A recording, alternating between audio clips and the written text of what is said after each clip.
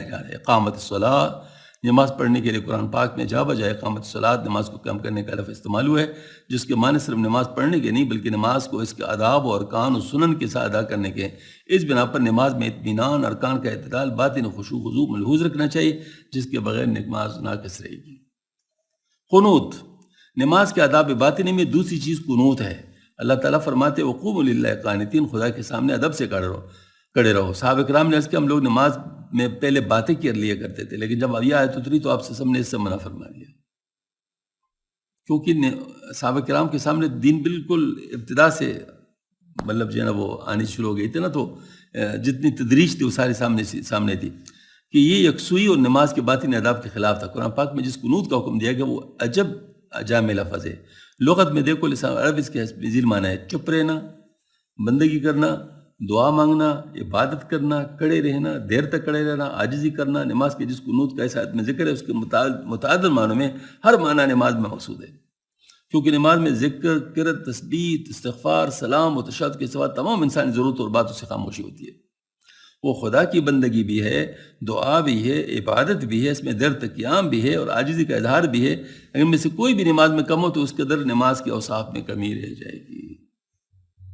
خشوع، تیسری چیز خشوع ہے۔ چنانچہ قرآن پاک میں نمازیوں کی یہ صفت آئی ہے الذین فی صلاتہم خاشعون، وہ مومنین کامیاب ہے جو اپنی نماز میں خشوع خضوع کرتے ہیں۔ خشوع کے لفظی معنی یہ ہے بدن جھکا ہونا، آواز پست ہونا، آنکھیں نیچے رہنا، یعنی ہر ادا سے مسکنت، عاجزی، تواضع ظاہر ہونا۔ اس لیے نماز خدا کے سامنے اپنی مسکینی، بے چارگی اور افتادگی کا اظہار ہے۔ اگر یہ کیفیت پیدا نہ ہو تو گویا نماز کی اصل غرض فوت ہو گئی۔ تبتل، تبتل کے اصلی معنی کٹ جانے کے ہیں اور اس کی اصطلاحی معنی خدا کے سوا ہر چیز سے کٹ کر صرف خدا کا ہو جانا۔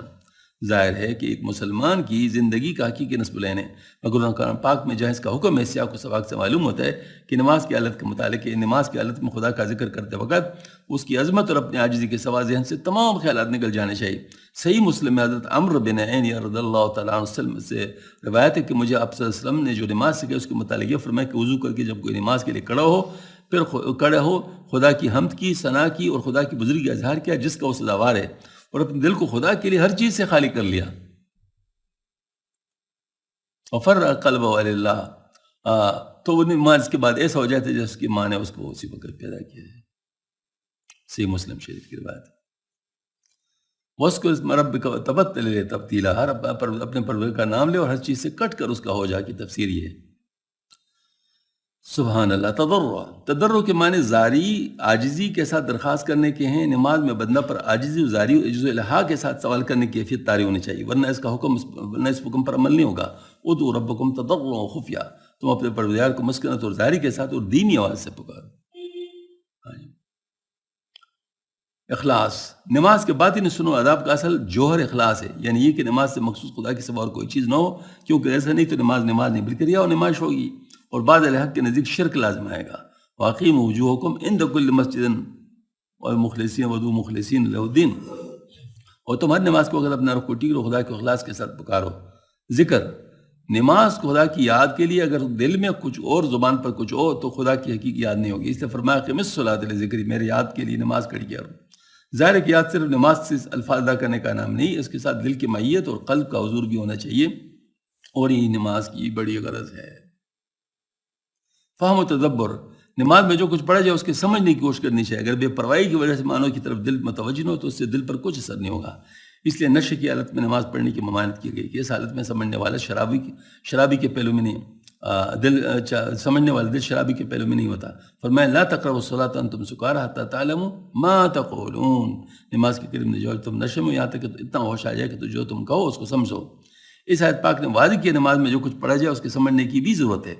اسی بنا پر آپ نے نیند کے غلبہ کی حالت میں نماز پڑھنے کی معنی فرمائی کہ اس میں بھی انسان فہم و تدبر سے عاری ہو جاتا ہے۔ چنانچہ حدیث میں ایک آپ صلی اللہ علیہ وسلم نے فرمایا نماز میں جب تم پر نیند غالب ہو جائے تو سو جاؤ، کیونکہ اگر نیند کی حالت میں نماز پڑھو گے تو ممکن ہے کہ دعا کی بجائے اپنے آپ کو برا بھلا کہنے لگو۔ دوسری روایت میں کہ فرمایا کہ نماز کو جب نیند آئے تو سو جانا چاہیے تاکہ جو کچھ کہتا ہے وہ سمجھے۔ حاکم کے مستدرک میں آپ نے فرمایا جو شخص اچھی طرح وضو کرے پھر اس طرح نماز پڑھے کہ جو کہتا ہے اس کو سمجھتا بھی، یہاں تک کہ نماز ختم ہو تو ایسا ہو جائے گویا اس دن ماں کے پیٹ سے پیدا ہوا۔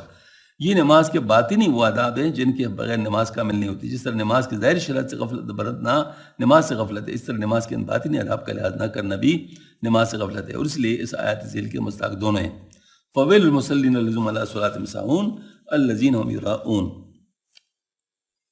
یا کریم یا کریم یا کریم، یہ دیکھ مراقبات ہم کراتے ہیں، لیکن یہ کتنے بہترین مراقبات ہیں، مطلب یہ عملی مراقبات ہیں، اس کے ذریعے سے انسان مطلب جو ہے نا وہ بالکل یعنی اس لائن پہ آ جائے گا۔